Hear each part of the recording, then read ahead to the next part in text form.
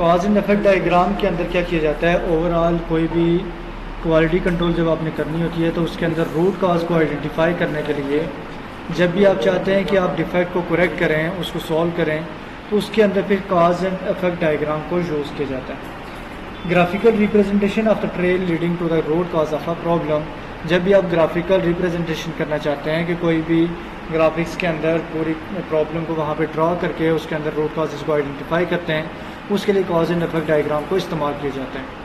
अब इसके बेनिफिट्स क्या हैं, ये प्रॉब्लम को छोटे छोटे हिस्सों के अंदर तोड़ देती है और उसके अंदर जो रूट कॉज है उसको इजीली आइडेंटिफाई किया जा सकता है। फोस्टर टीम वर्क, और इसके अंदर जो टीम वर्क है उसके ऊपर जोर दिया जाता है। Common understanding of factors causing the problem, और इसके अंदर जो मसाइल पैदा हो रहे हैं उसकी कौन कौन सी काजेज़ हैं, क्या वजूहत हैं। Road map to verify picture of the process, और ये आपको पूरे प्रोसेस की जो पिक्चर है वो वेरीफाई करने में, उसको समझने में हेल्प करता है, और ये आपको ब्रेनस्टॉर्मिंग के अंदर भी मदद करता है। अब ये है हमारी कॉज एंड इफेक्ट डायग्राम, जिसे फिश बोन डायग्राम का नाम भी दिया जाता है। अब ये जो डायग्राम है तो इसके अंदर जो प्रोसेस है तो उसको स्मॉल प्लेसेस के अंदर ब्रेक डाउन किया जा रहा है। सबसे अंदर इसके अंदर जो क्वेश्चन है main, why is the metallic substance in the product, कि कोई अगर प्रोडक्ट तैयार किया जा रहा है, फॉर एग्जांपल फूड प्रोडक्ट ही कोई तैयार की जा रही है, उसके अंदर मेटेलिक सब्सटेंस क्यों आया।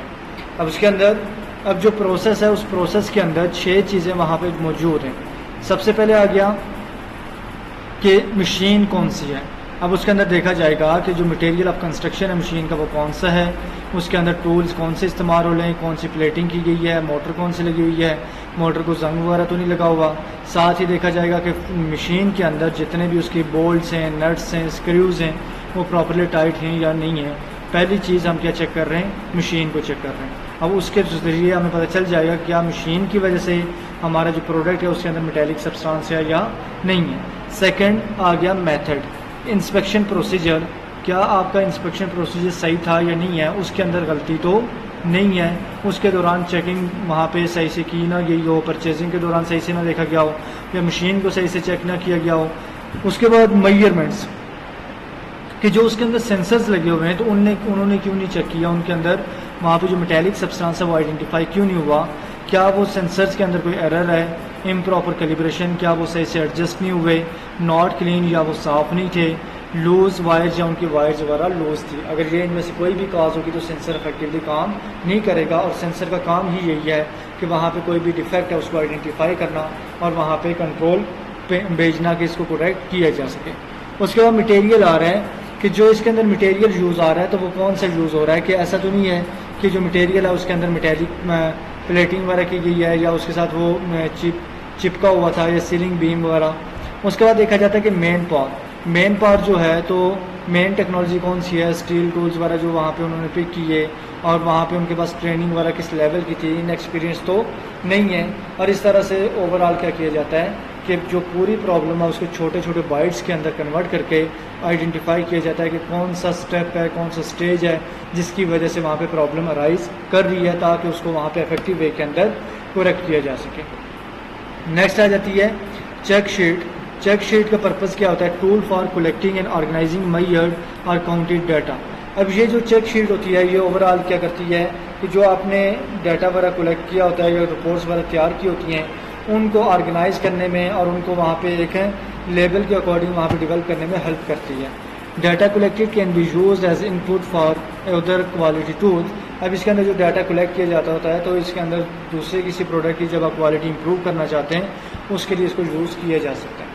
बेनिफिट्स, इसके फ़ायदे क्या हैं, इसके अंदर जो डाटा होता है वो एक सिस्टमेटिक वे के अकॉर्डिंग, ऑर्गेनाइज मैनर के अकॉर्डिंग इसको कलेक्ट किया जाता है, सोर्स ऑफ प्रॉब्लम इसके जरिए आइडेंटिफाई किया जाता है और वहाँ पे इसके अंदर जो डाटा है उसको प्रॉपर्ली क्लासीफाई स्टैट्स के अकॉर्डिंग इसको क्लासीफाई किया जाता है। जैसे अब आपके सामने ये 2 चार्ट्स बने हुए हैं, एक चार्ट के अंदर क्या है, एक चार्ट के अंदर है कि आप 2 ऑपरेटर हैं, एक है ऑपरेटर ए, एक है ऑपरेटर बी, और इसके अंदर x equal to number of times the supervisor is called per day, कि इसके अंदर x वहाँ पे शो कर रहा है कि एक दिन के अंदर सुपरवाइज़र वहाँ पे कितनी बार वहाँ पे आया, कितनी बार उसको बुलाया गया है। तो जब वहाँ पे ऑपरेशन ए आया तो ऑपरेशन ए मॉर्निंग के अंदर उसने मशीन ए के ऊपर जब काम किया तो उस वक्त एक बार सुपरवाइज़र वहाँ पे आया, और जब उसने मशीन 2 यूज़ की तब भी एक बार। उसके बाद आफ्टरनून के अंदर 2 और 5 बार आ रहे हैं, 6 बार। फिर मॉर्निंग के अंदर ऑपरेटर बी जब काम कर रहा है मशीन ए के ऊपर, मशीन 1 के ऊपर, तो वहाँ पे जो सुपरवाइज़र है वो चेकिंग के लिए 1 बार आया, और इवनिंग के अंदर 2 बार आया, और इसी तरह फिर जो मशीन 2 के ऊपर 2 और 8 बार। अब इसके अंदर जो एक्स है तो वो बता रहा है कि सुपरवाइज़र जो वहाँ पे आके इंस्पेक्शन कर रहा है, प्रॉब्लम्स वहाँ पर राइज़ कर रही हैं, वहाँ पे जो एक्टिविटीज़ रुक रही हैं उनको वहाँ पे क्या कर रहा है, वहाँ पे मैयर करने के लिए इसको यूज़ किया जाता है। और इसके अंदर आपको पता चलता है कि टोटल वहाँ पे जो सुपरवाइज़र है किस टाइम तक, कितने टाइम तक वहाँ पे वो मौजूद था, और कौन कौन सी मशीन्स के ऊपर उसने प्रॉपर्ली चेकिंग की है, कौन सी मशीन्स को वहाँ पे उसके वर्किंग वगैरह और प्रॉब्लम्स वगैरह को उसने आइडेंटिफाई करने में हेल्प की है, ताकि वहाँ पे जो डिफेक्ट्स वगैरह हैं उनको भी आइडेंटिफाई किया जा सके और उनको उसके अकॉर्डिंग करेक्ट किया जा सके। फिर आ जाती है आपकी स्कैटर डायग्राम। स्कैटर डायग्राम का पर्पस क्या होता है, आइडेंटिफाई करना कि जो आपका प्रोसेस चल रहा है तो उसके अंदर क्या रिलेशन है, जो कि कल भी मैंने एग्जांपल दी थी। तो स्कैटर डायग्राम शो द को relation between 2 variables in the process. ये 2 वेरिएबल जो एक्स और वाई हैं, इन दोनों के दरमियान जो वहाँ पे रिलेशनशिप्स हैं, इनके दरमियान जो को रिलेशन आ रहे हैं उनको आइडेंटिफाई करने के लिए इसको यूज़ किया जाता है। These variables could be critical to quality, और ये वेरिएबल क्वालिटी कंट्रोल के लिए वहाँ पे क्रिटिकल हो सकते हैं। Characteristics and factor affecting it to, factors affecting CTQ, और जो क्रिटिकल टू क्वालिटी का जो प्रोसेस है अगर वो इन दोनों को अफेक्ट कर रहा है तो वो पूरे प्रोसेस को भी अफेक्ट कर सकता है। अब जो इसके अंदर डॉट्स हैं तो वो रिप्रेजेंट कर रहे होते हैं डाटा पॉइंट को, जो कि स्कैटर हुआ होता है डायग्राम के अंदर। The extent to which the dots cluster together in a line across the diagram show the strength with which the 2 factors are related. अब जिस जगह पे इनका क्लस्टर, इनका गुच्छा ज़्यादा बनेगा, ज़्यादा क्लोज डॉट होंगे, उस पे वहाँ पे बताया जाता है कि एक्स और वाई के दरमियान को रिलेशन था, वहाँ पे इनके दरमियान जो म्यूचुअल चीज़ें आ रही थी, वहाँ पे इनके दरमियान आपका प्रोसेस सेम लेवल पे जा रहा था। मीन कि अब जो लाइन है तो इस लाइन के अंदर 2 आपकी लाइन चल रही होती हैं, एक एक्स एक्सिस के ऊपर चल रही है, एक है वाई एक्सिस के ऊपर, और दोनों लाइंस कुछ पॉइंट्स हैं जहाँ पे वो क्रॉस करती हैं। वो जिस पॉइंट पे क्रॉस कर रही होती हैं वो उनका म्यूचुअल पॉइंट आता है, वहाँ पे जो कंडीशंस वगैरह होती हैं वो बिल्कुल सेम होती हैं। फिर आ जाता है control chart. Control chart use किया जाता है तब जब आपने क्या करना होता है, क्वालिटी के अंदर वेरिएशन को कंट्रोल करना होता है। जब आप फाइनलाइज कर चुके होते हैं कि अब आपका जो प्रोडक्ट है उसकी एक ही क्वालिटी चलनी है, वहाँ पे आपने एक प्रोडक्ट तैयार कर दिया है, उसी के अकॉर्डिंग रिमेनिंग जो प्रोडक्शन है उसको भी करना होता है। प्राइमरी पर्पस इसका यही होता है कि वहाँ पे प्रोडक्ट की जो आउटकम्स हैं उनको प्रेडिक्ट करना, उनको एनालाइज करना। बेनिफिट्स इसके क्या हैं, ये प्रोसेस कंट्रोल के अंदर जो स्पेसिफिकेशन लिमिट्स हैं उनको आइडेंटिफाई कर रहा होता है और डिस्टिंग्विश करता है कि जो आइडेंटिफाई वहाँ पे कौन सी कॉजेज़ हैं जिसकी वजह से वहाँ पे वेरिएशन, कोई चेंजिंग्स वगैरह आ रही हैं। उसके बाद कैन भी यूज़ फॉर स्टैटिस्टिकल प्रोसेस, और स्टैटिस्टिक्स के अंदर भी आप इसको यूज़ कर सकते हैं। अब ये हमारे पास क्या आ गया, कंट्रोल चार्ट आ रहा है। इस कंट्रोल चार्ट के अंदर जो सेंट्रल लाइन है तो ये सेंट्रल लाइन हमें क्या कर रही है, हमें स्टैंडर्ड प्रोसेस के बारे में बता रही है, और जो अपर लाइन है ये बता रही है कि प्रोसेस की जो अपर लिमिट क्या है, और लोअर लाइन हमें प्रोसेस की लोअर जो कंट्रोल लिमिट है उसके बारे में बता रही है। जब तक प्रोसेस इन दोनों लाइंस के दरमियान रहेगा तो वो आपके प्रोसेस के जो सिंपल्स होंगे वो बिल्कुल आपके सही होंगे, और अगर जब जैसे ही लाइन इससे ऊपर जाएगी या इससे नीचे आएगी, इसका मतलब क्या आ गया कि जो आपका प्रोसेस है, जो आपकी वहाँ पे लिमिट है उससे या तो पीछे आ रहा है, उसके अंदर कोई कमी आ रही है, या उसके अंदर वहाँ पे कोई चीज़ एक्स्ट्रा ऐड हो रही है। जैसे हमने वेल्डिंग के अंदर भी एग्जांपल ली थी कि टेम्परेचर 2 चीज़ों का सेट किया जाए, 2 चीज़ें सेट थी। एक टेम्परेचर था कि जो हमने स्टैंडर्ड है कि 250 वोल्ट के ऊपर हमने क्या करना है कि वेल्डिंग करनी है, और दूसरा था कि जो वहाँ पे करंट का फ्लो होना चाहिए वो 30 एम्पेयर होना चाहिए। अब उसके अंदर रेंजेस आ गई थी कि 30 एम्पेयर जो आ रहा है तो वो 27 से 33 के दरमियान अगर होगा तो वो आपका जो एम्पेयर्स होंगे वो बिल्कुल आपके करेक्ट हैं, उसके अंदर कोई इशू वगैरह नहीं है। और उसके बाद जब आपका टेम्परेचर था वोल्ट्स के अंदर वो आपका 225 से लेकर 275 के दरमियान क्या था, एक्यूरेट था। इसके दरमियान जब तक वो रहेगा तो वो आपको कंट्रोल रहेगा। जब 225 से नीचे आएगा इसका मतलब वो ये होगा अब आपका टेम्परेचर क्या है, लिमिट से नीचे है, और अब आपके जो डिपॉजिट्स हैं वहाँ पे छोटे छोटे धब्बे से बनना स्टार्ट हो जाएंगे। एक सीक्वेंस के अकॉर्डिंग वहाँ पे जो रॉड्स वगैरह होंगे या वायर्स वगैरह यूज़ हो रही हैं वो प्रॉपरली मेल्ट नहीं होंगी, और जैसे ही टेम्परेचर उससे ऊपर चला जाएगा उसके बाद वो मेटल को अफेक्ट करना स्टार्ट कर देगा। ऐसे ही ये 2 लाइंस भी वहाँ पे रिप्रेजेंट कर रही होती हैं कि अपर लाइन कौन सी है और लोअर लाइन कौन सी है, और इसको यूज़ करते हुए आप प्रोसेस के आउटकम्स को देख सकते हैं, और उसके अंदर जो वेरिएशन वगैरह आ रही है और जो वहाँ पे उसकी लिमिट्स हैं जो कि वहाँ पे क्रॉस हो रही हैं उनको वहाँ पे कंट्रोल किया जा सकता है। उसके बाद पेरेटो चार्ट होता है। पेरेटो चार्ट यूज़ किया जाता है जब आप प्रॉब्लम को प्रायोरिटाइज़ करना चाहते हैं कि कौन सी चीज़ को हमने पहले सॉल्व करना है। अब इसके अंदर हायरार्की भी यूज़ की जाती है। पेरेटो एनालिसिस के अंदर ग्राफिकली तमाम जो रिजल्ट्स हैं उनको डिस्प्ले कर दिया जाता है और उनके बैकग्राउंड के अकॉर्डिंग, और जो आपको बताता है कि कौन सी चीज़ के ऊपर आपने काम पहले करना है। अब ये चार्ट है, इस चार्ट के अंदर बताया जा रहा है कि जो डिफेक्ट फ्रीक्वेंसी है वो किस चीज़, कौन से चीज़ की ज़्यादा है। जैसे इसके अंदर टाइटेनियम इन्वेस्टमेंट कॉस्टिंग डिफेक्ट्स, कि टाइटेनियम के अंदर जो इन्वेस्टमेंट वगैरह या इन्वेस्टमेंट कॉस्टिंग की जा रही है उसके अंदर डिफेक्ट्स क्या आ रहे हैं। अब श्रिंकिंग का भी वहाँ पे डिफेक्ट आ रहा है, पोरोसिटी का भी आ रहा है, वर्ल्ड एलो ऑफ का भी आ रहा है, शेल इंक्लूजन का आ रहा है, halt alpha inclusion, tungsten inclusion, ये मल्टीपल उसके अंदर क्या आ रहे हैं कि प्रॉब्लम्स हो सकती हैं। अब इसके अंदर ये जो ग्राफ के अंदर जो आपके ब्लॉक्स वगैरह बन रहे हैं, जो ब्लॉक जितना वहाँ पे हाई होगा वो रिप्रेजेंट करता है कि आप इस प्रॉब्लम को पहले आइडेंटिफाई करेंगे। और ये पेरेटो चार्ट होता है जिसके अकॉर्डिंग हम 1 बाय 1 प्रॉब्लम्स को आइडेंटिफाई करके उनको वहाँ पे करेक्ट करते हैं और उनको प्रायोरिटी देते हैं कि कौन सी प्रॉब्लम हमने पहले सॉल्व करनी है। फिर आ जाता है वर्ड केजन। केजन का मतलब क्या है?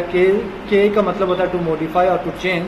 जेन का मतलब होता है थिंक मेक गुड, मतलब कंटिन्यूस इम्प्रूवमेंट। जब आप किसी प्रोसेस के अंदर उसको चेंज करना चाहते हैं और उसको बेहतरी की तरफ लेके जाना चाहते हैं, सोचते हैं कि किस तरह इसको बेहतर करेंगे, तो उसको हम किसका टोटल उसका मीनिंग बन जाता है continuous improvement. केजन means continuous improvement की क्वालिटी के अंदर आप किस तरह उसको इम्प्रूव करेंगे। केजन क्या है? ये ऑनगोइंग इम्प्रूवमेंट प्रोसेस होता है जब आपकी क्वालिटी कंट्रोल हो रही है, आपके प्रोडक्ट की डेवलपमेंट हो रही है, उसके अंदर वहाँ पे स्टेप टू स्टेप इंस्पेक्शन के थ्रू डिफेक्ट्स वगैरह को आइडेंटिफाई किया जा रहा होता है और उसके अंदर वहाँ पे उन डिफेक्ट्स को आइडेंटिफाई करके फिर उनको करेक्ट किया जाता है। और ये जो ऑनगोइंग इम्प्रूवमेंट है इसके अंदर टॉप मैनेजमेंट, मैनेजर और वर्कर्स सारे इसके अंदर शामिल होते हैं। केजन इम्प्रूव्स प्रोडक्ट क्वालिटी, इसके थ्रू प्रोडक्ट की क्वालिटी इंप्रूव होती है, जो आपका कैपिटल है वो ज़्यादा इफेक्टिव वे के अंदर यूज़ होता है, प्रोडक्शन कैपेसिटी इंप्रूव होती है, कम्युनिकेशन बैरियर्स कम होते हैं, स्पेस यूटिलाइजेशन इंप्रूव होती है और एम्प्लॉय रिटेंशन भी इन्हांस होती है। उसके बाद आ जाता है 5S। 5S ये टेक्निक यूज़ की जाती है सॉर्टिंग के लिए। जब भी आपने किसी चीज़ की लिस्ट वगैरह बनानी होती है उस वक्त हम क्या करते हैं, इन 5 वर्ड्स को यूज़ करते हैं 5S, जो कि जैपनीज़ वर्ड हैं, जिसके अंदर सीरी मीन सॉर्टिंग, सेटन मतलब स्ट्रेट और set in order, seiso mean shine और sweep, seiketsu mean standardise and shitsuke mean sustain. अब इसके अंदर 5S का मतलब ये होता है कि is a system of reducing waste and optimizing productivity by maintaining an orderly workplace. जब आप अपनी वर्क प्लेस को एक ऑर्डर के अकॉर्डिंग वहाँ पे मेंटेन करेंगे, उसको मैनेज करके रखेंगे, उसके अंदर जितना भी वहाँ पे एक्स्ट्रा वेस्ट हो रहा होगा, जो प्रॉब्लम्स है वो कम से कम होंगी। और जो 5S हैं, ये 5S मेथोडोलॉजी हेल्प करती है वर्क प्लेस पे जितने भी एक्स्ट्रा आइटम जो कि वहाँ पे लॉन्गर उनकी कोई ज़रूरत नहीं है, जो अब वेस्ट है उसको वहाँ पे सॉर्टिंग आउट किया जाए। मतलब सबसे पहले वहाँ पे देखा जाएगा कि कौन से आइटम्स हैं, कौन सी चीज़ें हैं जिनकी अब फर्दर ज़रूरत नहीं है। उसके बाद organize the item to optimize efficiency and flow. और उसके बाद आप क्या करेंगे, बाकी जो आपके आइटम्स हैं उनको एक पैटर्न के अकॉर्डिंग ऑर्गेनाइज करेंगे, उनकी इम्पोर्टेंस के अकॉर्डिंग, ताकि वहाँ पे तमाम जो चीज़ें हैं एक मैनर के अकॉर्डिंग उनको प्लेस किया जा सके। फिर थर्ड के ऊपर आप क्या करेंगे, उनकी क्लीनिंग करेंगे, इंस्पेक्ट करेंगे थॉरली कि वो तमाम चीज़ें अफेक्टिव हैं या नहीं हैं। Standardize make up the rules, follow and enforce them. और स्टैंडर्डाइज के अंदर उनके लिए रूल्स एंड रेगुलेशंस बनाएंगे जिनको वहाँ पे यूज़ किया जाएगा। सस्टेन के अंदर part of daily work and become a habit. इसको आप क्या करेंगे, सस्टेन के अंदर मतलब आप इसको जैसे रोज़मर्रा के काम के अलावा अपनी आदत के अंदर इसको डेवलप कर देंगे, ताकि डेली आप क्या कर सकें, जो चीज़ें आपकी एक्स्ट्रा हैं उनको वहाँ पे रिमूव किया जा सके और जो चीज़ें आपकी काम की हैं उनको प्रॉपर्ली मैनेज किया जाए, उनको ऑर्गेनाइज करके उनको वहाँ पे बेहतर तरीके से रखा जाए, ताकि वहाँ पे क्वालिटी एक इफेक्टिव वे के अंदर मैनेज हो सके। Mechanical quality control complete. Next week के अंदर इलेक्ट्रिकल क्वालिटी कंट्रोल कंप्लीट हो जाएगा। तो वो आपने फिर स्टार्टिंग बातों से की थी, तो एंडिंग फिर ऐसी होगी, ऐसा ही है। नो